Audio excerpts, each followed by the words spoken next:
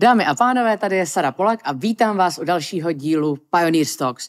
Jak už jste si asi všimli, tak já se snažím každý ten díl směřovat do toho, aby tam bylo nějaký vědecký, nemusí to nutně být technologický téma, vlastně to propojení s těmi technologiemi a s těmi lidmi a to, jak se ten obor díky technologiím, ale i díky těm lidem rozvíjí. Ale shodou okolností dnešek bude technologicky zaměřený, protože tady ten obor tak víceméně tlačí ty hranice absolutně ve všech směrech, nejenom jako geografických, to, že se dostáváme dál a dál do kosmu a že chápeme, odkud jsme přišli, ale také z hlediska vědeckého, kde to víceméně zapojuje absolutně všechny obory, aby jsme se jako lidstvo byli schopni dostat dál a kosmos lépe pochopit. Ano, uhodli jste dobře, budeme se bavit o vesmíru a mojí obětí dnes není nikdo jiný, než je mu teprve 16, ale já ho nechci fetišizovat, jakože že je mladý, ale nechápu, jak se takovýhle genius zrodí v tak mladém těle. Simon Klinga, já tě tady moc vítám. Ahoj. Ahoj, Sáro. Ahoj. Prosím tě, my když jsme se tady připravovali v zákulisí, tak já jsem si říkala, jak ho uvízt. Říkala, jak je ten mladý genius, nebo jsem si říkala, jak to jako, aby to nebylo bulvární a debilní, ale vy jste vyhráli Conrad Challenge s týmem teďka v USA, byli jste všude v médiích zaslouženě, taky influencery potřebujeme víc. Zároveň ty seš součást Lazar projektu. Jestli nám můžeš vlastně vysvětlit, co všechno děláš a jak jsi se takhle vyšvihl do obecného povědomí. Určitě. To, co my s Lazarama vlastně děláme, tak krásnou ukázku jsem si tady i donesla, máme ji na stole. Protože tady máme družici Planetum 1 na palubě i s Hurvínkem, jak už jsme se bavili před natáčením. A tahle ta družice od Pražského planetária má ten problém, že ona přestala komunikovat se Zemí. Podobně jako jakýkoliv jiný hardware, mobil, cokoliv, tak občas tam prostě dojde k softwarovému problému, no a to se stalo. A pak by i diváky a posluchače mohlo napadnout, že by bylo fajn mít nějakou metodu, jak to vypnout a zapnout. Úplně normální a ta první věc. Akorát, že bohužel vzhledem k tomu, že ta družice je 500 km nad Zemí, obíhá rychlostí 10násobně vyšší než kulka vystřelená ze zbraně, do toho nekomunikuje, nevedou tam samozřejmě nahoru žádný kabely, tak je to trochu problematičtější. Takže ta metoda, kterou my jsme s týmem navrhli v rámci soutěže, co zmiňovala Conrad Challenge, tak se jmenuje právě LASAR, Laser Satellite Recovery, kde my tam chceme poslat velmi silný laserový paprsek, abychom tu družici s tím Hurvínkem na palubě v podstatě vylekali. A došlo k tomu restartu, na základě čehož bychom ji možná mohli opravit. To je neuvěřitelné, když to vezmu z hlediska jako prostého IT člověka, jak je to taky to klasické řešení vypnout a zapnout. V čem vlastně jakoby technicky to funguje? Protože moje maminka vždycky říká, že ty nejgeniálnější nápady tak jsou ty nejjednodušší, takže ono to zní jako jednoduše. Vůbec si nemůžu představit tu exekuci technologickou, k tomu se dostaneme, to určitě jednoduchý nebude. Ale jak vás to trklo, tady ten nápad? Jaký byl ten heureka moment, se kterým jste se rozhodli přihlásit do Conrad Challenge? My jsme věděli, že chceme dělat něco ve spaceu, protože pro mě osobně, když jsem na tu soutěž narazil, jmenovala se Conrad Challenge podle Peta Conrada, 3. člověka na měsíci. Do toho tam bylo spoustu astronautů, jako ti porodci a podobně. Finále mělo být ve Space Center Houston, kde jsme byli 3 měsíce zpátky. Tak to pro mě byla obrovská motivace, takže i s týmem jsme se pak shodli, že chceme rozhodně něco v tom spaceu. Přemýšleli jsme nad tím, co máme tady v Česku, čeho bychom mohli využít a došli jsme k tomu, že laserový centra jsou tady jedny z největších na světě a tím pádem, pokud by se nám je nějak podařilo zapojit do té kosmonautiky a do našeho projektu, tak by z toho mohly být do budoucna pak hezký spolupráce, aby to neskončilo jenom nějakou soutěží, ale šlo to pak dál. Takže my jsme se právě obrátili na laserový centra a společně v týmu jsme přemýšleli nad tím, jak by šlo něco v kosmonautice udělat. Došli jsme k tomu, že jsou tady družice, co právě takhle nekomunikujou. Kontaktovali jsme i Honzu Spratka z Pražského planetária, co se pak stal mentorem našeho týmu a s ním jsme přišli na nápad, jestli by to nešlo pomocí toho laseru takhle restartovat. To je super. Honzu Spratka, apropo moc tě zdravíme, taky v planetáriu děláš úžasné věci a krásně jsem tady odmentoroval tým, takže doufám, že se na to díváš. Určitě se na to díváš, takže tě moc pozdravujeme. Mně se hrozně líbí, tobě je 16, takže jsi mladý hoch, ještě si optimistický v tom životě, což ti přeju a doufám, že ti to co nejdýl vydrží, protože ona ta věda umí být náročná, když se věda kombinuje s biznesem. Ale co mě se na tobě strašně líbí, že ty velmi pragmaticky a velmi jako dospěle, tak uchopuješ jako samozřejmě tu nějakou vědeckou invenci, ale i to, že jsi jako schopný nějak zmapovat ten prostor a říct si právě máme tady třeba super laserový centrum. Já vím, že teďka nevím, jestli si to nepletu, ale že v Dolních Břežanech tak je fantastický centrum. Přesně tak. Tam jsou hned 2 dokonce. No, tak vidíš, tak tam máme i jednoho kamaráda ze ČÚTu, který se tam tomu věnuje, takže že tak jako velmi prakticky jste jako uchopili ten ekosystém a uměli jste ho využít, ale zajímá mě vlastně ty roky nebo měsíce předtím, ty seš z Brna, seš nadšený jako do vesmíru dlouhodobě. Přijde mně, že v Čechách často ty lidi mají třeba malý sebevědomí, nejsou si jistí, jestli v tom světě prorazit. Jak jste vůbec dali dohromady ten tým a jak jste si všimli ty challenge a řekli jste, a víte co, kluci, jedem do Houstonu. Jak to vzniklo? To vzniklo tak nějak po vzoru mladé generace, takže jsem dal storíčko na Instagram, jestli se někdo nechce přidat do týmu. No. A děcka se mi ozvali, takže jsme složili ze začátku ten 5členný tým, kde to byli lidi, my jsme se už vesměs navzájem znali z jiných projektů, třeba Expedici Mars a podobně, co tady v Česku máme. Takže jsme o sobě věděli, ale spíš jsme se tak nějak nakombinovali a potom jsme oslovili Honzu Spratka, protože s tím já se znám už taky roky, takže to bylo jasný, že jestli chcem mentora, tak chcem rozhodně Honzu.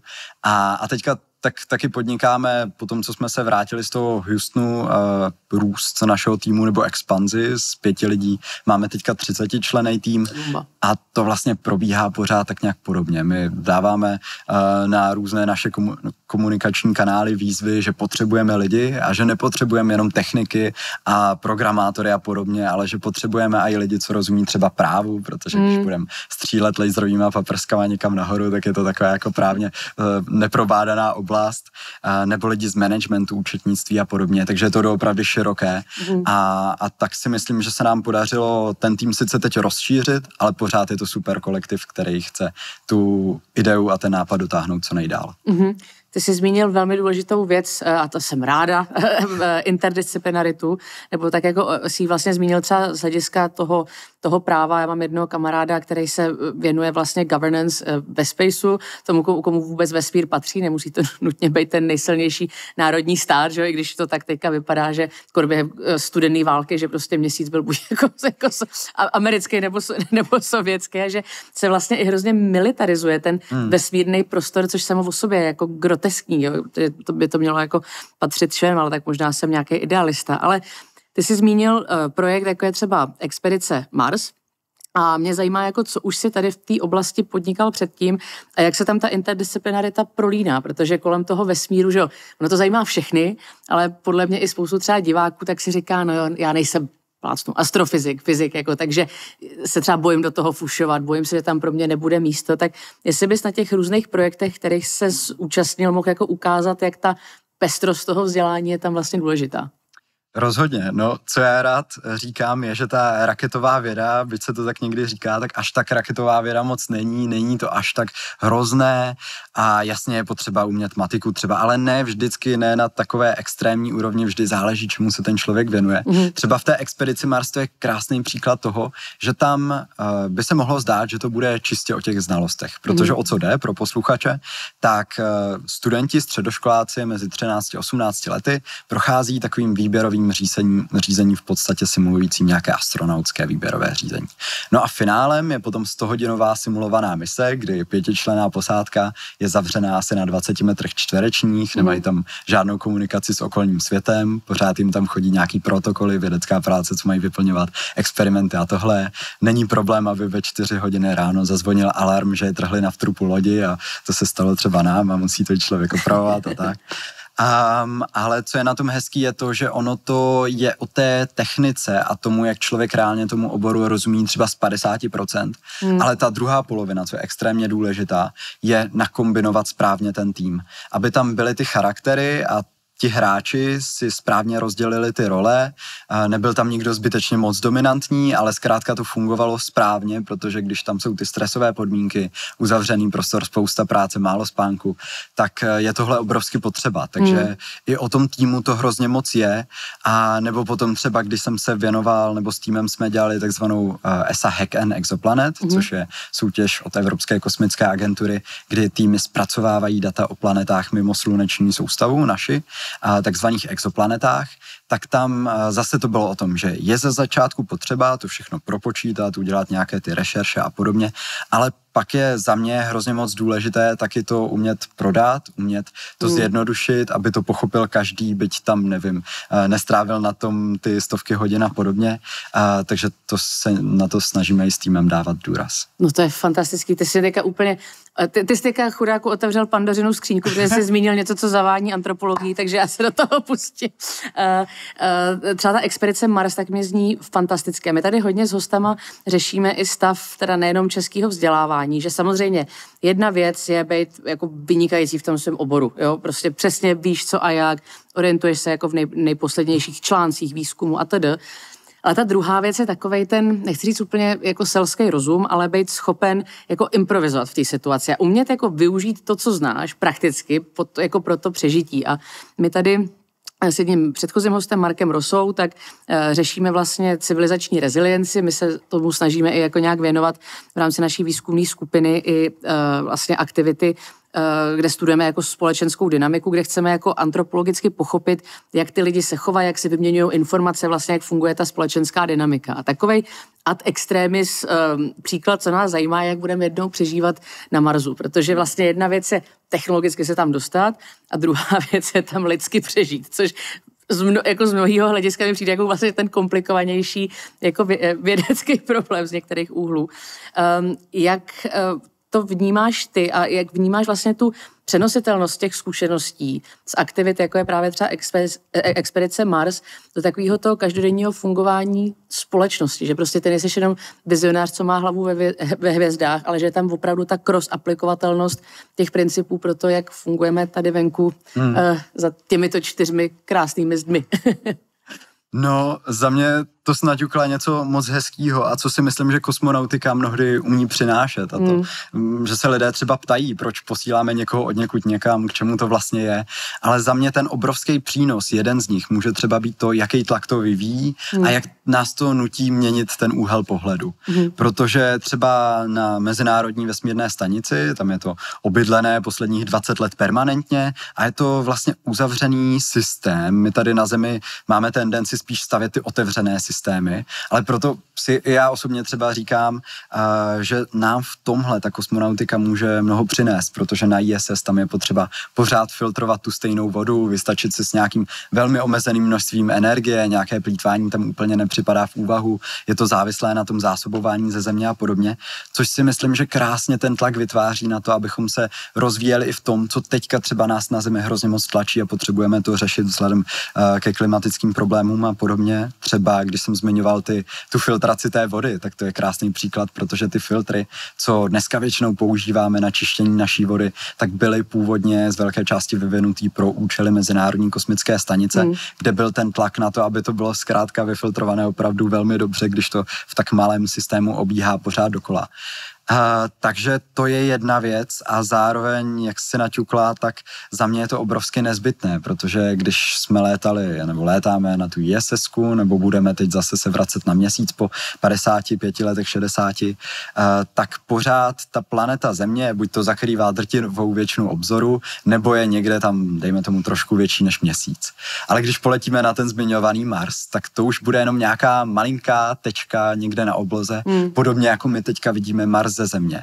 Takže si umím představit, že to bude obrovský jiné a bude hrozně moc zásadní, jak se k tomu postavíme. Takže třeba i ta kosmická psychologie, co třeba dělá Iva Poláčková-Šolcová, se kterou se znám, tak je obrovsky zásadní a to za mě zase hezky ukazuje, jak ta interdisciplinarita je v kosmonautice obrovsky důležitá.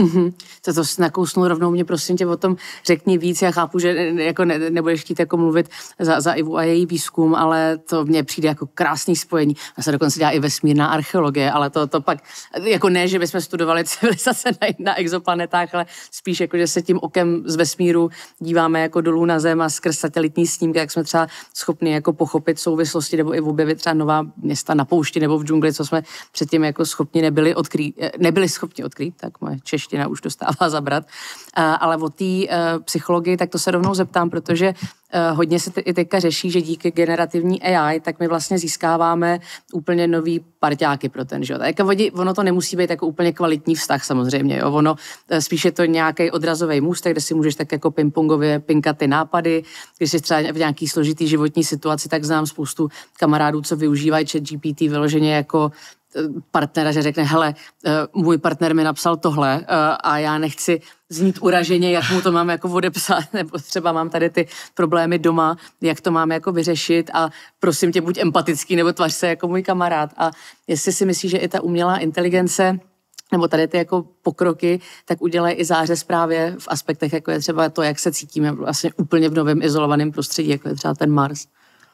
Na úvod rozhodně nejsem expert na AI, byť většinou dneska většina lidí se tak tváří, takže to bych rozhodně nechtěl někomu brát jeho know-how, protože v tom já jsem like jako každý jiný. Ale za mě osobně je to pro mě otázka a vlastně si jistý nejsem, protože na jednu stranu samozřejmě může to přinést dejme tomu zefektivnění v spoustě oborech, kdy spousta lidí nebude muset se zabývat nějakými triviálnějšími úkoly, bude moct dělat něco složitějšího. Může nám to umožnit se hýbat rychleji, protože budeme mít větší tu sílu a čas. A na druhou stranu si nejsem jistý, jak moc v kosmonautice to bude aplikovatelné. Ty modely, co zatím máme, tak prostě vycházejí z nějaké pravděpodobnosti, z posledních 200 znaků a podobně, což když jde o nějaké matematické nebo fyzikální výpočty, tak nemusí být úplně spolehlivé a potom, když na tom záleží projekty za miliardy dolarů, tak to úplně si myslím teď ještě není to, jakou cestou bychom se vydali. Na druhou stranu rozhodně pokrok tady je, takže je možné, že za pár let se to zase zpřesní, umožní nám to dělat víc. A je pravda, že s čím by to obrovsky mohlo pomoct, jsou ta gigantická kvanta dat, které ve většině dneska progresivních věd, tak stejně v kosmonautice je potřeba zpracovávat.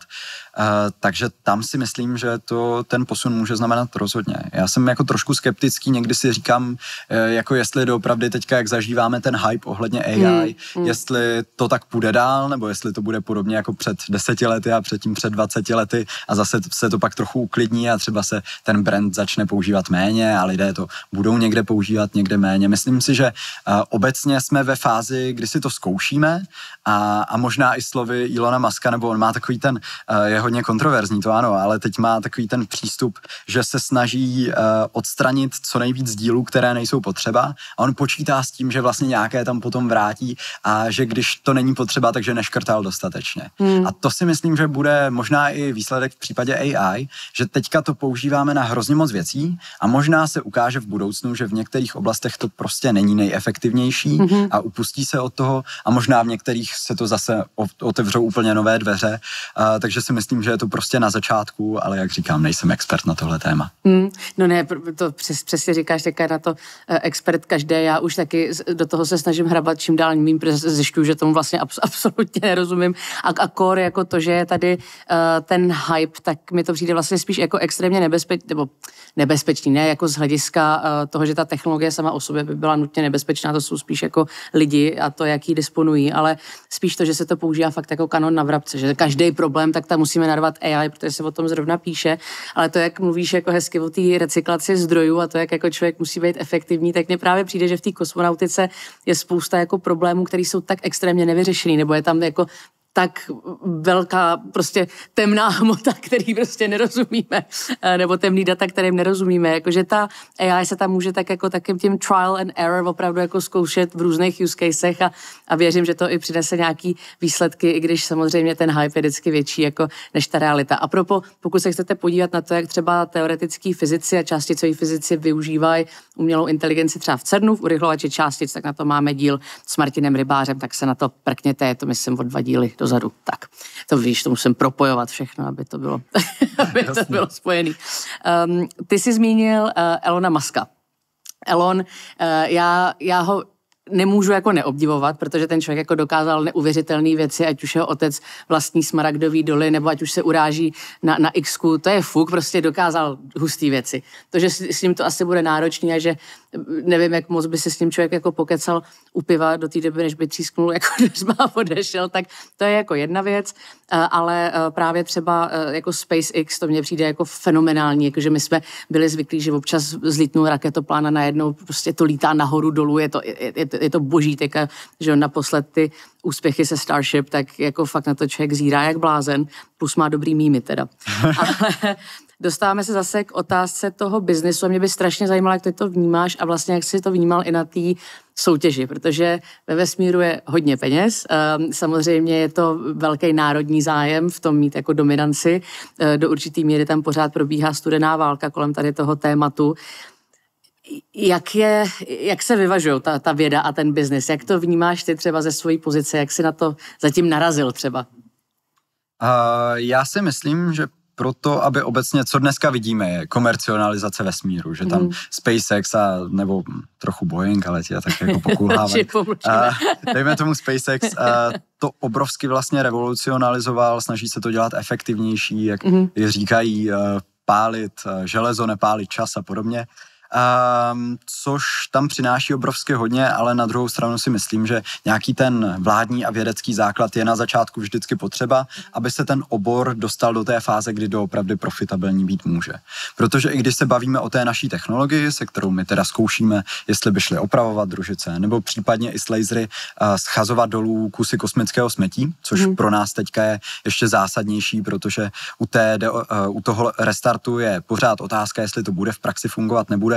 U té deorbitace, tam je to věc, která dlouhodobě je potřeba se nějak zbavit kosmického smetí, protože tam jsou dneska miliony, možná miliardy malinkých úlomků, co tam nahoře kolem planety Země lítají, ale pořád mají takovou rychlost, že jakoukoliv takovouhle družici nebo kosmickou loď můžou rozmetat na kousíčky, vytvořit ještě větší oblačno kosmického smetí a podobně. Takže na to my se zaměřujeme ještě víc, protože to je problém, který tady dlouhodobě bude a ještě daleko větší než nějaký nekomunikující družice.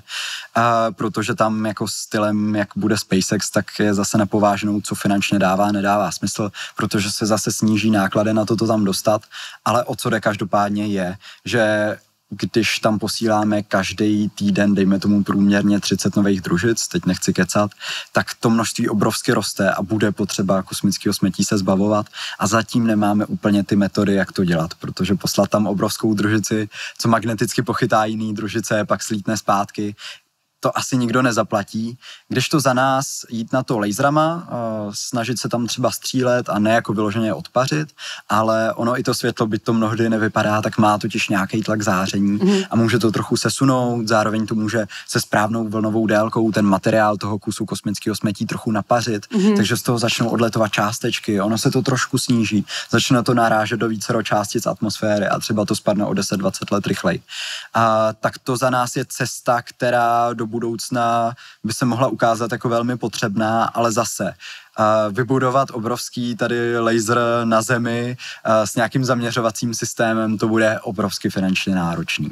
A zatím v tuhletu chvíli je to obor, který je na začátku a v tuhletu chvíli není aktuálně profitabilní, protože kdo přece jenom my jsme to už naťukli, že ten prostor komu tam patří, kdo je za to zodpovědný, kdo se toho zbaví. To teďka ještě zkrátka není stanovené. Ale do budoucna, pokud chceme dále létat do vesmíru a posouvat se, tak zkrátka i to kosmické právo se bude muset vyvinout a nějak to ustanovit. Takže to je za mě i, teďka jsem trošku takovým oslým můstkem se vrátil k tvé původní otázce. To je dobrý. Že za mě ze začátku, i třeba v případě našeho projektu, je potřeba do toho dávat hlavně vládní nebo národní finance, aby se ten obor prostě pohnul, dokud komerčně ještě výdělečný není. To je třeba i případ laserové deorbitace kosmického smetí. A až potom v nějakém bodě to doopravdy může být výdělečný, ale i až když se tam nastaví nějaký ty pravidla pro ten komerční sektor, na základě kterých už může hrát. Protože teďka reálně, když někdo schodí nějaký kus kosmického smetí, tak mu za to nikdo nic moc nedá. Jasně, ISS třeba bude deorbitovaná finančně, jako za podpory NASA, dala kontrakt SpaceXu a normálně za to dostanou peníze, že ji bezpečně schodí dolů, ale to je zase vládní sektor, který zafinancuje SpaceX, aby to proběhlo nějak bezpečně.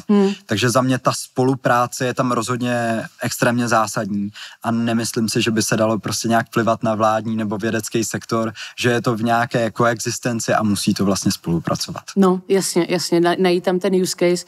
My jsme tady taky, pardon, zase vsuvka reklama v rámci jako toho, ještě se podívejte na z minulý série díl s Andrejem, vlastně taky kolega z Moonshotu, to se potom dostaneme ještě k tomu, co je Moonshot, velmi, velmi rychle, ale Andrej, tak oni vlastně se snaží dělat jako asteroid mining, takže vyloženě jako kutání jako různých jako nerostných surovin z asteroidů, vyrábějí k tomu jako s pomocí třeba nějaký japonský robotický laboratoře, tak takový jako arachnoidní prostě pavouky, co tam půjdou a budou třeba zkoumat jako vzorky půdy a td. No ale nakonec zjistili, že ten use case na Zemi tak je to, že třeba ten pavouk tak takhle může oblejzat lodě a vlastně může dělat jako remote monitoring jako na lodích jako pomocí jako nějakých takových magnetických ťapiček. Takže vlastně ten use case je úplně jiný, ale tím, že se bude dát monetizovat, tak se pak může jako živit to, že jednou bude takhle ťapat po asteroidu. A to bych se právě ráda dostala ještě k vám, protože jsme tomu ještě nevěnovali tolik pozornosti, co si zaslouží. Takže dal si storíčko, jako správný mladý člověk dal si storíčko, už se nějak znáte z projektu, jako je Expedice Mars, takže se připojili k tobě nějaký týpečci, řekli jste si super, jedeme do Houstonu. V čem spočívala třeba ta přihláška, v čem potom spočívala ta soutěž? A jestli bys mohl říct vlastně i ten příběh toho, že jo, spousta hackathonů nebo tady těch challenge tak končí tak, že lidi vymyslejí super věc a pak není peníze nebo čas nebo i lidský kapitál na toto udržovat. Kam to směřujete? Jestli jako způsobem právě jako nějakého startupu, vědecký výzkumný skupiny, něco mezi tím, jak prostě probíhal ten proces od toho storíčka dále až to, že tady jako spolu sedíme? Jenom navážu, týpečci nejenom, byla tam i Anička, takže jsme od začátku měli v týmu i slečnu. Jo, promiň, já říkám týpečci jako binárně, jo, já tak jako mluvím o lidech jako obecně. Chápu. A ohledně toho vývoje, my jsme po tom Houstonu si řekli, že by byla fakt škoda to tady zapíchnout. A brali jsme spíš to, že experti nebo panelisti, co pracují desítky let v NASA, nám řekli, jo, je to dobrý, vyhráli jste, dáváme tomu zelenou, tak jsme to brali jako nějaké to odmávnutí rukou, proto jo, jdem na tom dělat dál. Pro nás teďka, co je nejzásadnější a na čem děláme nejvíc, je, že jsme dostali příležitost díky spolupráci s českýma firmama vyslat nahoru vlastní družici. Tohle to je satelit Pražského planetária, ale my v tuhletu chvíli už máme v podstatě dostavěnou vlastní družici, kterou jsme dělali ve spolupráci s firmou Spacemanic tady z Česka. Hezky, jasně. Dobrý. A ve spolupráci třeba ještě s laserovýma centrama Highlights a podobně z Dolních Břežan, tak právě do konce roku budeme nahoru na Falcon 9 vypouštět velmi podobnou jako vzhledově vlastní družici, taky takhle velikou a podobně. A to je mimochodem 1:1, což si lidé často říkají, že ty družice jsou daleko větší, ale dneska už je to trochu jinak. A ta naše družice tak nám umožní otestovat všechno to, co chceme. Takže teďka jsme skutečně v té fázi, už jenom nesníme a nevymýšlíme, ale jdeme dělat testy, jdeme dělat v úvozovkách vědu a co nám ta družice totiž umožní je přesně změřit, kolik energie ze Země se tam dostane toho laserového paprsku. Protože 99% bude spotřebovaný atmosférou, absorbuje se to tam nějak rozptýlí a podobně. To je jedna věc, takže my to tam změříme senzorama, zároveň tam budou koutový odražeče, prostě 2 zrcadla pod úhlem 90 stupňů, takže se to vždycky odrazí ten paprsek zpátky na Zemi a tady my to můžeme změřit ještě s většími senzory, s daleko větší přesností. Takže nám to prostě otevírá dveře pro to už zkoušet tu metodu, za jakých podmínek, v jakém klimatu, jaké počasí se dá s tím laserem jak pálit, také tam jsou odchylky a podobně. Ve spolupráci s Highlights teďka budeme právě budovat to rameno, kterým jejich laserem tam budeme pak nahoru skutečně střílet a dělat ty testy. Takže teďka pro nás je to v té fázi testů a zároveň hledání financí, protože to dlouhodobě bude v tomhle ohledu velmi finančně náročné. Co se týče té nějaké konstituce spolku, nebo toho týmu, tak teď jsme čerstvě jako zapsaný spolek pod názvem Do Space, jako dělej vesmír. A chceme to zatím vést čistě neziskově, protože doopravdy jsme hlavně středoškoláci, vysokoškoláci a udržet tam nějaké to nadšení a zároveň ten vývoj co nejrychlejší. A potom do budoucna uvidíme, jak se to bude dát držet, co bude dávat smysl, co nebude. Samozřejmě naším ultimátním cílem je přinést v tom oboru co nejvíce dat.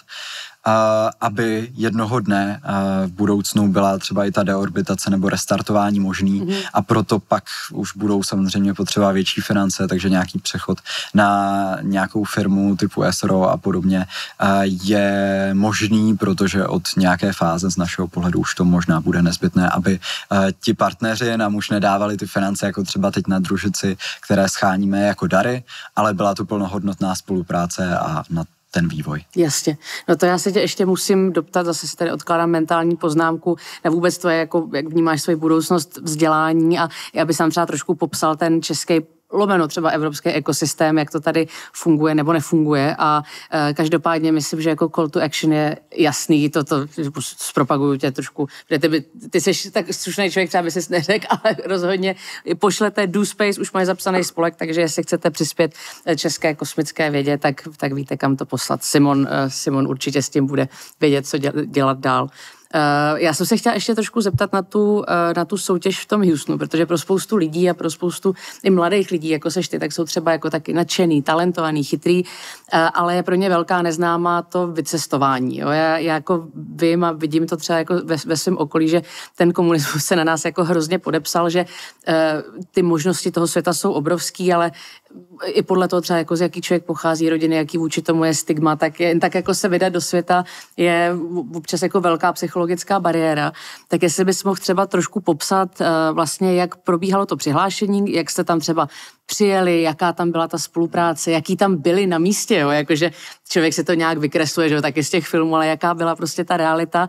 A i mě zajímá, jak jste vlastně přišli, ty tady zmiňuješ jako víceméně něco se střelit jako laserem paprskem, což zní, to pochopím i já, ale pak si říkám, jak jako opravdu vědecky to funguje, jak se to zaměřuje, jo, jak se prostě pracuje se zakulacením země, s atmosférou, tady s tím vším, tak jak po té fyzikální stránce vy jste to vlastně vypočetli, že tady to bude jako úspěšná metoda. Tak jenom mě zajímá prostě ten proces té soutěže, jestli bys tam ho mohl trošku poodkryt. Jo, rozhodně. Ta soutěž tak má několik kol předtím, než je to finále v Houstonu, kdy my jsme prostě napřed odesílali nějaký základní nápad v nějakých pár stovkách slov, potom to bylo v 1000, 10 000 a podobně a takhle to pokračuje. Člověk toho potřebuje odevzdávat víc a víc. A potom, co jsme tak nějak prošli těmi fázemi, tak nám došla zpráva, že teda můžeme letět do toho Houstonu. Tam přímo na místě, tak jak si naťukávala ty filmy, že má z nich člověk nějakou představu, tak ono to doopravdy bylo jak z těch filmů.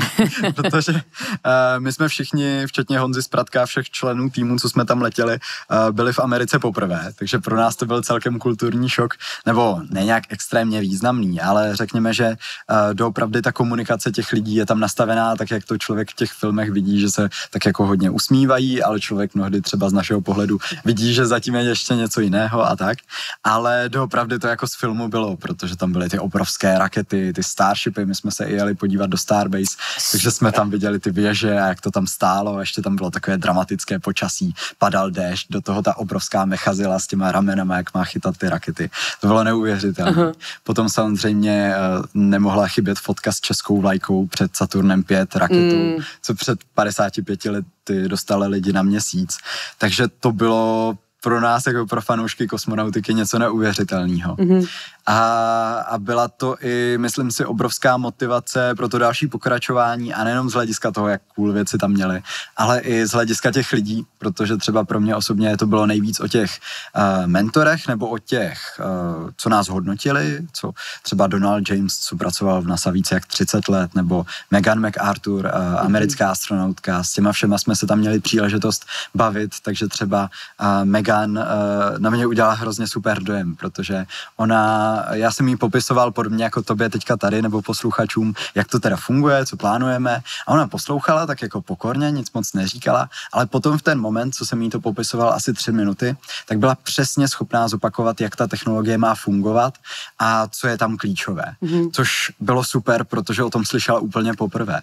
Nebo potom bylo třeba nádherné, když měla svoji přednášku, tam byl obrovský sál s takovou tou klasickou americkou obrazovkou, co má na výšku pomalu 20 metrů jako panelák.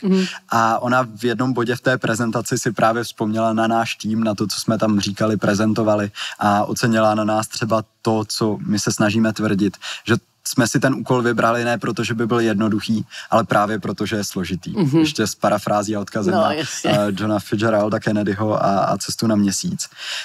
A to tam je, protože technologicky je to moonshot, je to náročné, ale za nás to dává smysl. Nebo potom třeba bylo i krásný, když jsme odlítali z Houstonu a podařilo se tak nějak domluvit, že na letišti zrovna se vraceli od někud jinut z nějaké cesty astronaut, mě teďka vypadlo jméno, já si musím vzpomenout. Andrew Feustel, tak už jsem doma. S návaznostma na Česko samozřejmě. Byl 2krát ve vesmíru, po každé tam vzal krtečka sebou, protože jeho manželka Indíra je původem z Česka a podobně. Takže od nich bylo hrozně hezký, že tam na nás počkali, my se ještě potkali s nima na tom letišti. Tak to bylo všechno hrozně super. A to je tak nějak motivace skutečně pro to pokračování a dotáhnutí toho projektu co nejdál. Co my teďka k té víc fyzikálnější nebo vědečtější části děláme, tak dejme tomu zaměřování. Zaměřování je určitě hrozně náročné, protože ta kostka je prostě jenom takhle velká a je 500 kilometrů nad zemí, obíhá obrovsky rychle. Takže co my jsme dělali zatím za testy, je, že ve spolupráci s Hvězdárnou v Teplicích, tady v Česku, kde mají velice přesný teleskop na sledování takovýchhle družic, tak jsme provedli testy právě zaměření konkrétně Planetum 1, kdy jsme byli schopni otestovat, že tady s českýma dalekohledama jsme ji schopni zaměřit s přesností na 10 metrů.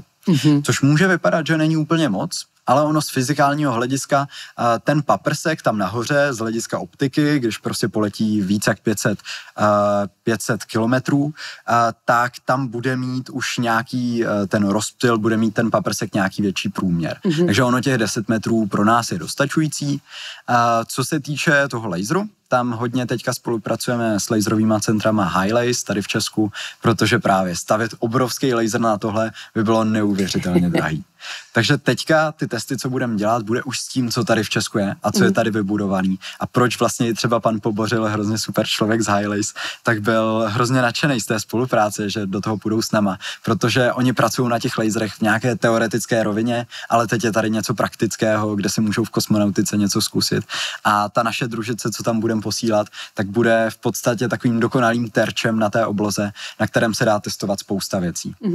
A potom třeba, co se týče těch odchylek toho laseru, té absorpce, tam na tom zase spolupracujeme, nebo teďka začínáme spolupráci opět s českou firmou TechSoft, která se věnuje práci v softwaru ANSYS, to je takový celosvětový, používá to NASA, SpaceX, všechny tyhle firmy ESA, na simulace kosmických misí, obecně fyzikální simulace, takže tam teďka testujeme, za jakých podmínek, právě kolik energie se tam dostane, kolik se spotřebuje a podobně. Bylo samozřejmě potřeba nasimulovat, jaká vlnová délka bude nejlepší. Tam víme, že budeme asi na 4 mikronech infračervené, které infračervené světlo nejlépe prochází totiž tou atmosférou. Tak se hele, já to budu sledovat velmi jako zblízka, ne teda ty lasery, to bych špatně dopadla, ale ono to zní až jako z nějaký bondovky, ale je to neuvěřitelný, jako do čeho jste se pustili a to, že vlastně ten nápad sice jako zní jednoduše, ale potřebuje to obrovský ekosystém, aby to mohlo fungovat, tak je to velmi ambiciozní, strašně vám držím palce, je to bomba. Já tady to se vlastně navazuje na jednu takovou otázku, kterou mám ohledně toho financování, toho prostoru a vůbec toho jako vesmírného ekosystému, protože mně přijde, že spousta věcí, co ať už používáme jako každý den, prostě jako třeba suchý zip a teda, tak nějakým způsobem je byproduct jako kosmu, nebo bohužel třeba druhý světové války. My jsme teďka byli s partnerem, tak jsme byli, já jsem to strašně dlouho chtěla vidět, Peenemünde. A prostě já jsem nadšené z druhý světový, samozřejmě ne koncepčně, ale jako historicky. A tam bylo právě jako krásný, jak spousta těch lidí, těch vědců, že jo, tak oni byli nadšenci prostě jako do vesmíru, že jo, Fender von Braun a teďka tam člověk vidí tu V2, která je úplně jako 1:1, jak já miluju Tintina, jak Hergé napsal o Tintinovi, jak letí na měsíc. Úplná pecka a pak mě teda mile překvapilo, že taková malá trivia, že Elon Musk, jak je ta Tintinová Moon Rocket, jak je červeno-bílá, kostičkovaná, tak on tak chtěl nabarvit vlastně Starship, ale nemohl, protože ta barva tak jako hurvínek, jasně. Že by se to prostě oprejskal, způsobilo by to průšvih, ale je hezký, že Tintin vychází z V2 a pak Werner von Braun tak vlastně přešel do NASA v rámci operace kancelářská sponka a víceméně díky němu tak se Amerika dostala na Měsíc, díky tomu, že on vyvíjel prostě balistický střely na Londýn, takže to Peenemünde bylo super a vlastně mě to i dovedlo, se člověk tak jako zamyslí, že tam chodí po tom muzeu, že ten kosmos tak buď je obrovsky jako hnanej třeba tou potřebou války, nebo jako tím, že se samozřejmě jako nějakým způsobem akceleruje vývoj v rámci třeba balistických střel, nebo jako těch spojených nějakých jako technologií, jako jsou právě třeba i ty lasery, nebo je to hnaný takovou tou lidskou touhou po tom neznámým, takže třeba taky jsem velký nadšenec jako do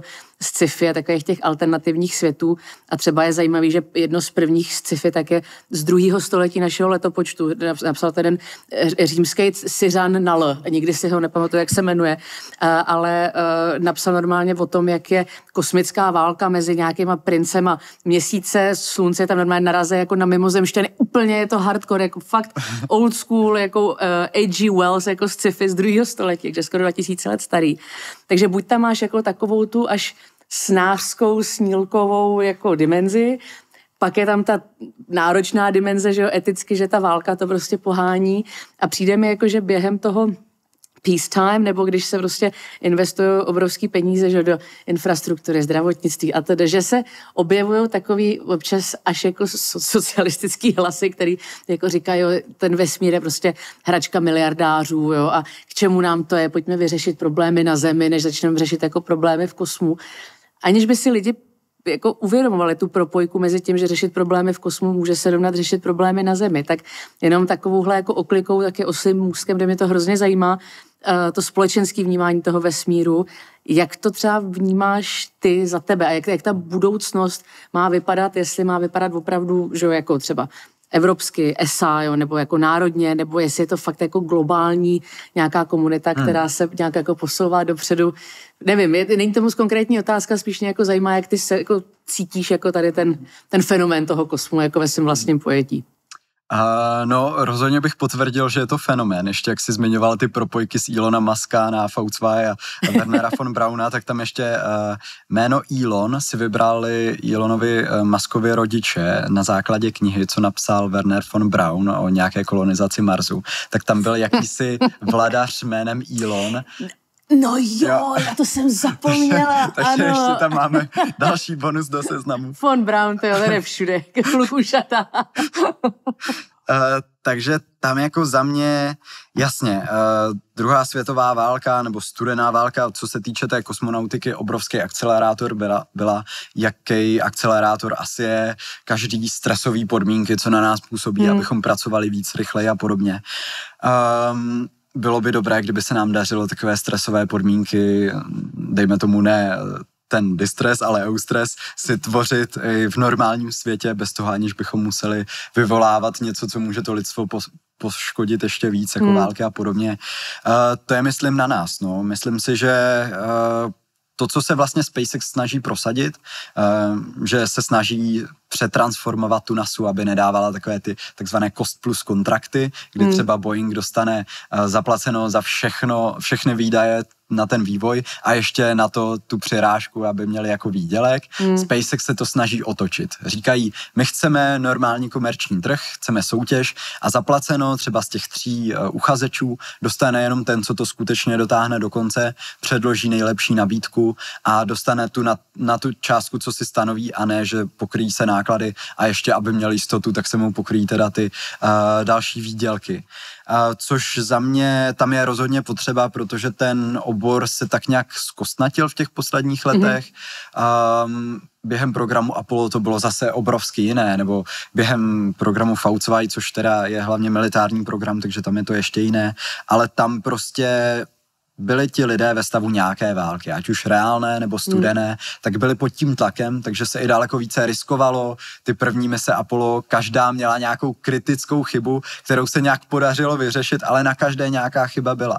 Dneska ty pravděpodobnosti a ta bezpečnost je daleko větší, což si myslím, že je posun rozhodně správným směrem a je to potřeba, protože pokud se podíváme na to, co třeba s americkým programem udělala mise Apollo 13, kdy vlastně už opadala ten zájem celkově o cesty na měsíc, ale pak teda tohle tomu vůbec nepřidalo, kdy NASA se pak celkem radikálně zase seškrtal budget, protože se jim něco nepovedlo, tak si myslím, že je v tomhle ohledu i hezké se snažit tlačit na tu bezpečnost, protože je to potřeba, aby veřejnost pak neměla špatnou odezvu a mělo to ten hladký průchod tímhle směrem, ale zároveň si myslím, že je hrozně super, že tady jsou firmy jako SpaceX, které kdyby na se bouchaly rakety tak jako SpaceX, tak jim to seškrtají, řeknou, udělali jste to špatně a nemají žádné peníze. Ale nějakým způsobem, protože to vyšlo z nějakých podmínek, je to tak nastavené, tak prostě SpaceX si to může dovolit, jasně občas jim ta agentura FAA, co jim schvaluje ty lety, trochu nadává a podobně, ale vždycky se jim to nějak podaří, protože jsou ten klíčový hráč a daří se jim to tímhle způsobem bezpečně, nemají tam astronauty, takže žádné újmy na životech, ale posouvat dopředu rychleji a jak jsem říkal, že nepálí čas, ale pálí železo, což podle mě jako ten progresivismus potřebný je, protože pokud chceme to v té kosmonautice a v té vědě obecně někam doopravdy dotáhnout, tak těch překážek je tam hrozně moc. A teď se nacházíme, což je za mě obrovsky důležitý, v tak jedinečném okamžiku, že doopravdy máme prostředky na to udělat z lidstva, dejme tomu meziplanetární civilizaci, abychom měli nějakou zálohu, jak Musk o tom vždycky sní a podobně, a abychom se víc pojistili a třeba zajistili lidstvu, aby tady bylo delší dobu, tak teď proto ty prostředky máme, ale máme je pravděpodobně poprvé v historii celého lidstva a otázka, jak dlouhý to okno bude a kdy se zavře. Takže si myslím, že je potřeba s rozumem tlačit na pilu, abychom si nějaký dveře naopak jako nepřivřeli, ale je potřeba jít co nejrychleji to půjde. Ty otevřel si super věc a bohužel, já bych tady vždycky seděla celý den s těmi lidmi. Jsi tak úžasný člověk, tak hezky o tom povídáš a tak jako velmi jako zrale a tak jako ukotveně. Tak to moc obdivuju. Já musím zmínit, já jako občas ta popkultura spíš jako škodí těm oborům, jo? Takže z osobní zkušenosti třeba jako Graham Hancock a jeho Ancient Apocalypse na Netflixu, já bych ustřílala ty lidi, kteří řekli, že teďka má přijít prostě druhá série, jo, protože to je opravdu, on je dostatečně mazaný natolik, že neřekne, že jako civilizace vytvořili mimozemštění, ale víceméně jako tím směrem jako směřuje a bohužel, ale zas archeologická obce se musí snažit jako líp popularizovat ty reální výsledky. Nicméně v kosmu my jsme teďka doma koukali na problém 3 těles samozřejmě a pominu některý takový ty, jako takovou tu politickou agendu, kterou to jakoby občas tlačí, což mi přijde jako zbytečný, protože vlastně jak je to původně, jako že čínská literatura, což je strašně zajímavý v tom, že právě třeba, jak jsme zmiňovali AI, tak v AI se víceméně teďka děje studená válka mezi Západem a Východem, jo? Jako převážně mezi Amerikou a Čínou. A Čína je v mnoha aspektech napřed a vždycky byla, jo? Když se podíváme třeba před 500 lety, tak když Kolumbus byl na takový lodi, tak prostě Číňani měli takovýhle lodi, které byly prostě velikosti letadlových lodí, co máme teď, jo? Jako technologicky ta Čína byla vždycky hrozně napřed. Samozřejmě politicky se to teďka hodně demonizuje a ne si myslím vždycky jako úplně jako produktivně, že vždycky slyšíme o SpaceX, ale pak neslyšíme třeba o tom, co dělají v Indii, což taky jako nejsou jako malý pokroky. O ruský kosmonautice ani nemluvím, samozřejmě tam je ta obrovská komplexita té války, nicméně ruská kosmonautika byla vždycky jako fenomenální, že oni tam taky dělali obrovský pokroky a mně se jako na tom Netflixu, tak kromě určitě pár jako mystifikací, co to jako vyvolalo, tak to ale jako dalo do zajímavé perspektivy vůbec ten problém toho spaceu, že už to není jako národ proti národu, ale jestli fakt chceme řešit veliký otázky, tak to lidstvo to musí řešit jakoby společně. A že už je jedno tady v tom řešení těch problémů z hlediska těch třeba 5000 let, jestli to bude Rus, Američan, Číňan, ale že se musí nějak ty mozky jakoby dát dohromady. Jak tady to vnímáš? Jak jako, když pomineme třeba tu Ameriku, tak jak vypadá zbytek vlastně toho světa z hlediska jakoby té vesmírné vědy a jestli je třeba nějaká země, která tě tady v tom inspiruje nebo která to jako dělá fakt dobře, zajímavě nebo o který třeba tolik neslyšíme v tom veřejném prostoru, ale která v tom hraje obrovskou roli? Za mě osobně, jak jsi říkala, že bychom se měli spojit jako lidstva, tak zase použiju jeden z citátů Muska a sice, že jediné pravidlo, které existuje, nebo jediná pravidla určuje fyzika, ten zbytek jsou jenom doporučení. Což za mě si z toho můžeme něco odnést i proto, jak bychom se možná mohli chovat jako lidstvo. Že my máme jako potřebu být konkurenční vůči v sobě navzájem, ale reálně ono, nevím, jak moc pro tu konkurenci vlastně je tady odůvodnění, protože doopravdy tím jediným, co nás doopravdy omezuje, je ta fyzika nebo přírodní vědy obecně, to, co zkrátka je možné jako systém toho dosáhnout, abychom se posunuli technologicky a dosáhli prostě více věcí. Takže ono samozřejmě jako je to obrovsky náročné a složité téma, takže tam nechci nějak poučovat, protože to je běh na dlouhou trať a jsme nějak jako lidé nastavení. Ty o tom taky určitě můžeš mluvit hrozně dlouho, jak prostě je složité přepsat to, co máme dáno jako v půdech a podobně, ty naše reakce a tak. Ale myslím si, že ta snaha na to, aby se to sjednotilo a doopravdy jsme kopali za ten kolektivní progres, je obrovsky důležitá. Co se týče nějakého toho vzoru, dejme tomu, nevím, jestli mám jako vyloženě nějakou zemi, co bych jako obdivoval více než jinou. Samozřejmě Čína teďka dělá obrovské pokroky, je pravděpodobné, že do budoucna na tom budou ještě lépe. Je to problematické skrz ten režim. Indie, to je pravda, o té se mluví velmi málo a tam ty pokroky v posledních letech jsou čím dál větší, byť ještě nejsou na takové úrovni jako Amerika, Evropa, Čína, tak se to zlepšuje. V tom Rusku, tak tam mají velké dědictví, ze kterého můžou těžit, protože během té během studené války, tak ten progres a to, jaké všechny druhy motorů oni testovali, co všechno, co třeba dneska ještě Boeing nebo Northrop Grumman odkupují od nich vlastně motory, které reálně teďka ještě používají, protože prostě dávají smysl a jsou tam někde na skladech, tak to je neuvěřitelné. Za mě akorát tam se obávám, jestli prostě ta složitá situace s tím režimem a s válkou nevzbudila nebo naopak neuspala ten pokrok, kdy teď už na to ty peníze moc tam nejdou a je to tam prostě složité. V Americe tak si myslím, že to jde správným směrem, byť NASA byla nějakou dobu zkostnatělejší a závislejší prostě na Rusku zase a podobně, kde měly ty cenovky daleko větší, tak teď zase díky SpaceX a té komercionalizaci se to otočilo a SpaceX dneska pro zajímavost má daleko více v součtu startů a vyneseného, hlavně to je nejdůležitější, nákladu v tunách na oběžnou dráhu, než všechny země a všechny soukromé společnosti na zbytku světa dohromady.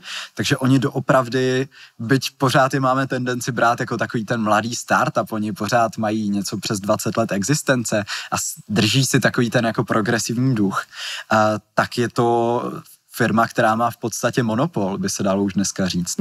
Takže tam si myslím, že SpaceX jako v tom udělala obrovsky hodně, protože na začátku jim samozřejmě říkali přistávací rakety, co to je. Ze začátku to finančně nedávalo smysl, protože ten vývoj byl drahý, ale pak se jim to povedlo a dneska jim to umožnilo startovat tak často za takové peníze, za jaké startují a až se jim podaří dotáhnout Starship, tak je to vystřelí ještě zase o několik roků dopředu.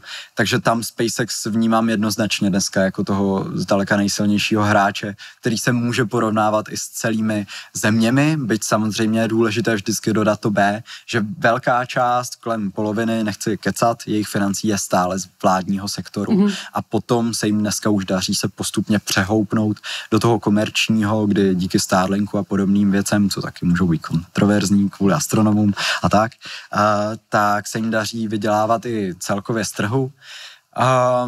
Ale myslím si, že jako potřeba zase neusnout na vavřínech a vlastně nenechat SpaceX si ten monopol vybudovat tak silně, aby jednoho dne třeba, až tam nebudou ti lidi, co to tam teďka táhnou dopředu, aby se z toho nestal zase ten zkostnatělý vládní kontraktor a aby se nezačali účtovat víc, než vlastně musí, protože oni by si mohli reálně účtovat daleko víc a NASA by jim to zaplatila, takže si myslím, že je potřeba tu konkurenci budovat, otázka, kde ji brát, protože NASA se to snaží dělat u Boeingu a podobně, ale tam je to složité, protože to je právě ten zkostnatělý vládní kontraktor, takže si za to účtují poměrně hodně a úplně nedoručují ty výsledky s těmi jejich zpožděními. Takže si nemyslím, že bych měl úplně jako vzor vyloženě v nějaké zemi, prostě všude k tomu přistupují trochu jinak a myslím si, že je důležité to kombinovat, ty jednotlivé přístupy. Určitě a aby jsme vlastně přemýšleli i o tom, aby jsme mohli vychovat tu novou generaci nadějných lidí, jako seš ty, tak právě tady se dostávám už bohužel poslední otázka, ale kolem toho vzdělávání zase to jako zasadím trošku do kontextu, jak je mým milým zvykem, ale tady třeba jako v Čechách nebo jako celkově v Evropě, takže máme ESU, máme tady v Čechách jako úžasnou vlastně tradici, že jo, jako lidí prostě jako je Grigar, který opravdu se jako tomu věnujou, jako i třeba tu astronomii jako krásně popularizujou. Máme velký zastoupení právě i těch třeba částicových fyziků v CERNu, lasery máme výborný, takže opravdu to podhoubí tady je. Co mě zajímá z hlediska toho vzdělání je, ale jak se připravit opravdu na tu budoucnost, kde třeba nebudou potřeba jako jenom fyzici, ale že teďka se konec konců moonshot, jenom abych pro posluchače dala moonshot do nějakého kontextu, tak tam jsme se vlastně se Simonem potkali. Je to, řekla bych, takový akcelerační leadershipový program pro mladé nadějné lidi, tak já jsem tam byla v pozici mladého mentora. Přijde mi, že nejsem ani mladá, ani mentor, ale nějak jsem tam jako byla. Právě Simon tak mě jako uchvátil tím, že když tam byl jako zdaleka ze všech jako nejmladší, tak byl jeden z nejzralejších tam a byl fakt jako výborný, takže jsme se tam potkali, na bázi toho vznikl tady ten rozhovor a vlastně Moonshot se to jmenuje proto, že organizátor toho projektu nebo ta hlava zatím je mi, tak bohužel teda než byla zrušena, tak byl jeden z těch umělců vlastně, včetně lidí jako je Steve Aoki nebo Brandon Hall, co měli ze SpaceX a za podpory japonského miliardáře, tak vlastně letět na Měsíc a tam vlastně provozovat to svoje řemeslo, aby se ukázalo, že i umělci mohou být ve vesmíru. A to mě právě teďka dostává na to, kam s tím dál, jako kam s tím vzděláním, protože bude se to týkat jako nejenom technických oborů, ale bude se to týkat, že samozřejmě umělců. NASA dokonce investuje peníze do NASA Art, takže jako i tam fungují tady ty humanitní směry. Jsou i situace, jako je třeba letní škola Lipnice, kde myslím, že vytvořili tu hru Humanus, která je vlastně velmi podobná tomu, co mluvíš o té expedici. No, prázdninová škola Lipnice, teďka mě někdo zabije. Pardon, já vždycky mě něco chci říct, nějakou pointu a vypadne mi ten terminus technicus. Nicméně tato škola, tak jsou úžasný v tom, že je tam spousta vlastně skautů, je tam spousta jakoby pedagogů, lidí, co se zabývají vlastně zážitkovým vzděláváním, ale až na té, troufla bych si říct, jako vědecký úrovni a dělají vynikající hry, takový mě to přijde jako mentální únikovky a jedna z těch her, co jsme jednou testovali v jednom leadership programu, tak se právě jmenuje Humanus, že selže prostě jako nějaká apokalypsa, teďka ty tam máš ten palubní počítač a on ti dává vlastně instrukce a přesně cíle pozorovat, jak ty lidi se chovají vlastně v tom omezeném prostoru. A takže v tom vzdělávání určitě funguje spousta směrů, jak ty lidi připravit nejenom na ten výzkum, ale pak i to přežití v tom kosmu. Míchá se do toho spousta různých oborů. Teďka je to sexy, je to lukrativní, teďka ten stát si chce jako nechat to know-how a ty mozky, aby jim neutíkali. Business to chce zprivatizovat, že udělat ten use case i klidně jako z těch byproduktů, aby mohli prostě fungovat a vydělávat na tom peníze. Plus jsou tady ty leadershipový programy, jako ten, na kterým jsme se potkali, který skrz vlastně tu metaforu toho kosmu, tak chtějí ty mladý lidi napumpovat. Když to teďka na to ty posluchači koukají a říkají si, tyjo, jak já můžu být tak hustá jako Simon, nebo jak se do toho můžu zapojit, co by si radil? Jsou nějaký třeba popularizační kurzy, soutěže, na který se přihlásit? Jak ty lidi se můžou v tom kosmu jakoby líp se s tím zintegrovat s tou tématikou a něco se o něm jako naučit? Já začnu třeba astronomickou expedicí, protože z té jsem semka vlastně přijel, ze stanu jsem si vzal tady lazar, tričko, družici a jel jsem. Tak to je třeba super akce, kde teďka jsem na 2 týdny, kdy tam se může přihlásit kdokoliv a je to v podstatě takové soustředění, kdy se pozorují hvězdy, dozví se člověk hodně o astrofyzice, astronomii a podobně, takže třeba tohle, takových věcí tady v Česku je spousta, stačí vlastně hledat. Záleží hodně na té věkové kategorii, když si teďka vezmu, dejme tomu, začneme od těch malých dětí, když by poslouchali nějací rodiči, tak začneme od těch základních škol a potažmo gimplů a středních, tak tam Evropská kosmická agentura dělá spoustu věcí. Teďka znovu otevřená vzdělávací kancelář SRO, když si najdou, není to jako SRO pro posluchače, jakože společnost s ručeným omezením, je to SRO, tak jak to vyslovují s těma Ečkama, tak když to si najdete jako posluchači, tak tam je spousta vzdělávacích aktivit, ať už třeba Astropajkou, kde já jsem to taky dělal, tam si může člověk navrhnout a naprogramovat experiment, který pak běží na Mezinárodní vesmírné stanici, jako reálně. Takže to je super motivace. Nebo je tam třeba ta Hack and Exoplanet, o které jsme se zmiňovali, kdy zase, když my jsme tam s týmem se dostali do těch top týmů, které ESA vybrala jako nejlepší, tak jsme měli pak třeba takové milé online setkání s nositelem Nobelovy ceny Didierem Kellogem, který právě udělal objevy v oblastech těch exoplanet. Takže tam se člověk může dostat ke spoustě věcí, otevírá tu ty dveře dál a dál. Třeba co tady máme za spolky, Czech Rocket Society. To zase jsou děcka, vysokoškoláci, nějací středoškoláci. Já jsem tam taky v týmu, co stavíme rakety, pak je odpalujeme třeba do kilometru, do 2, jasně, nejsou to nějaké Starshipy a podobně, ale je to nějaký začátek toho, že už člověk v tak mladém věku se může tím zabývat a může něco v tom oboru dělat.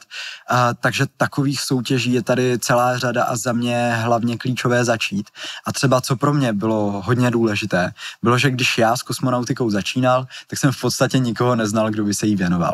Takže jsem začal takhle, zkoušel jsem ve 12 třeba stavět takové malé jako rakety, třeba 40 cm, prostě jednoduché, a také ty malé motorky na dusičné draselní a nějakou jasně, standard, ano. No, co letí asi jenom do 200 metrů nebo tak a pak to sletí na padáčku a tak a je důležité začít něco dělat, i když člověk třeba neví, co přesně ho někam dostane, tak začít a ono to, aspoň z mojí zkušenosti, určitě mám taky štěstí, někam toho člověka zavede. Třeba pro mě osobně bylo hrozně super, když jsem přemýšlel, jak se teda seznámit s lidma, co mě zajímají a co jsou v podstatě moje vzory, tak jsem si řekl, že by bylo fajn si je pozvat k nám na školu a dělat s nimi rozhovory.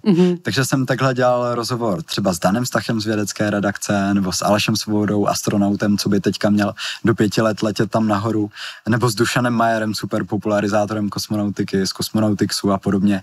Takže to za mě cokoliv takového, co vás jako posluchači napojí potom na ty lidi, co v tom oboru doopravdy něco dělají, tak je hrozně super. Protože z mojí zkušenosti je to hlavně o těch lidech, kteří pak, když vidí, že někdo má zájem, nemusí nutně mít už zkušenosti. Stačí mnohdy ze začátku ten zájem a snaha něco udělat, tak můžou otevřít daleko víc dveří. Pro mě třeba osobně, že teďka, nevím, budeme pouštět družici a že jsem teďka taky zapojený do České cesty do vesmíru, v rámci které se mají poslat ten Aleš Svoboda tam nahoru, tak tohle, ti lidi, je to o lidech. Je to bomba a taky, že se toho nebojíš a nestydíš, že ta láska k tomu oboru tak vlastně může rozptýlit jakýkoliv jako pochybnosti, že ten člověk prostě do toho jde a zkusí to a máš absolutní pravdu, že člověk se k tomu neprofilozofuje, musí to prostě začít dělat. Hele, ještě ti dám poslední otázku. Já jsem jak ta španělská inkvizice z Montyho Pythona, že vždycky jako mám 3 poslední otázky. Když teďka, samozřejmě máš před sebou nalajnovanou cestu, máš skvěle našlápnuto, seš fakt hustej a co by si rád dokázal, nebo co je něco o tom vesmíru, když prostě vidíš v novinách, nebo čteš si o tom, nebo na Instagramu to vidíš a si řekneš, jo, jako tak já to mám třeba takhle s Římským impériem, že vždycky, když něco vidím, tak mě to tak jakoby nadchne vnitřně, že mě zabrní jako morek kostí, tak jak to máš ty třeba jako za svůj život, co je nějaký téma, který by si jako opravdu chtěl vyřešit? Pro mě osobně, co mě teďka nejvíc jako třeba mrazí, když vidím články, tak teďka lety Falconů, protože když my budeme tu naši družici vysílat do konce roku na Falcon 9, to je taková ta raketa jenom pro posluchače, co má ty nohy a přistává tak já už hodně let mám jako sen vidět ten opravdový start rakety naživo. A teďka vím, že budu mít tu příležitost vidět startovat něco, co má na palubě družice, na které jsem částečně spolupracoval taky. Takže na to se těším obrovsky a proto teďka třeba, když byly nehody Falconů a nám se kvůli tomu třeba i odložil o něco start, tak je to vlastně hrozně super pocit, protože člověka zasahuje to běžný dění v té kosmonautice. A u mě osobně jako Starship je to největší, na co se obrovsky těším, až to bude v provozu. Protože jestliže Falcony obrovsky snížily ty náklady na to dostat tam nějakou tunu nahoru, ten poměr cena výkon, tak Starship to dotáhne ještě mnohem dál a ty lety, jak i ty zmiňovala třeba ten poslední, teď se chystají na ten 5. integrovaný, tak už při tom posledním to je jako neuvěřitelné, co všechno nám vlastně SpaceX ukazuje. Takže co bych ještě posluchačům doporučil, rozhodně se podívat na další start Starship, bude za pár týdnů, nebo měsíc, 2, možná uvidíme, jak to vyjde. tak na tom posledním to je prostě kolos obrovský 120 metrový, vyšší než nejvyšší budova v České republice, brněnský AZ Tower, který prostě má bytě velký jako mrakodrap, tak ta tloušťka té stěny jsou jenom 3 mm z korozi vzdorné oceli. A ono to celé drží, letí to, vydrží to ten tlak, dostane se to až tam nahoru a pak to ještě přistane, vypustí to tam ten náklad ještě na tom posledním letu, tak já jsem si až říkal, že by to mělo SpaceX vypnout, proč nám ukazují tak moc věcí, kdy se ten horní stupeň vracel v té atmosféře a prohořívali mu tam kvůli působení plazmatu ty klapky, ty finy, které ho tam drží, aby dobře balancoval, tak ono to tam úplně jako praskalo a bylo to pořád na záběru, bylo to živě, což je jako neuvěřitelné, jak hrozně se ta kosmonautika v posledních letech doopravdy otevřela a přiblížila lidem, protože za mě je to jako boží a když vidím něco takového, tak mi doslova běhá mráz po zádech. Je to úžasný a hele, souhlasím s tebou, my s mým partnerem, s Mikim, tak jsme se potkali, nebo respektive dali jsme se dohromady zrovna, když startovala Falcon 9 a když jsme čekali na ten start, tak tam byl právě ten fantastický, to se mi líbí na Elonovi, že má jako smysl pro humor, že má rád Montyho Pythona a byl tam do toho intra toho Montyho Pythona, jak je ten pochod, že od toho John Philip Sousa, tak tam byly všechny ty exploze vždycky, tak to bylo prostě krásný. Takže vidíte, vesmír spojuje lidi na mnoha úrovních. Simone, já ti hlavně přeju, ať se ti daří. Ty máš celý život před sebou, ať zůstaneš stále tak skromnej, super. Hlavně tě taky čeká studium, to jsme se bavili, že možná ta Amerika je to drahý jak prase, ale dámy a pánové, jestli někdo z vás na to kouká a je filantrop, máte všech 5 pohromadě a nějaký peníze na účtu, tak prosím vás, jako já tady nechci jako žebrat za Simona, ale pošlete ty peníze na to studium, ať může jít na to MIT nebo Stanford, protože je to drahý. My tady v Čechách ještě nemáme bohužel takový finanční možnosti nebo takovou pestrost těch stipendií, ale kluk si to sakra zaslouží, protože si myslím, že ty jsi jeden z těch lidí v té jako mladé generaci, který nás můžou jako posunout daleko a hlavně sebe posunout daleko a něco pro to lidstvo vykoumat, co bude nejenom dobrý pro Česko, ale pro homo sapiens jako takový. Takže já ti moc držím palce. Děkuji, že jsi se za náma přišel podívat. Hurvínkovi taky děkujeme, že jsi sem přines tento artikl a hlavně, ať se daří, taky si užij zbytek prázdně, ať si trošku odpočneš. Díky moc za rozhovor. Díky, měj se krásně a my se vidíme u dalšího dílu a teď už taky vidíte, kam se můžete zapojit. Pokud vás zajímá vesmír, tak Simon zmínil spoustu zajímavých aktivit, na kterých se můžete podívat a případně se do nich i zapojit. Tak mějte se krásně, ad astra a nashledanou.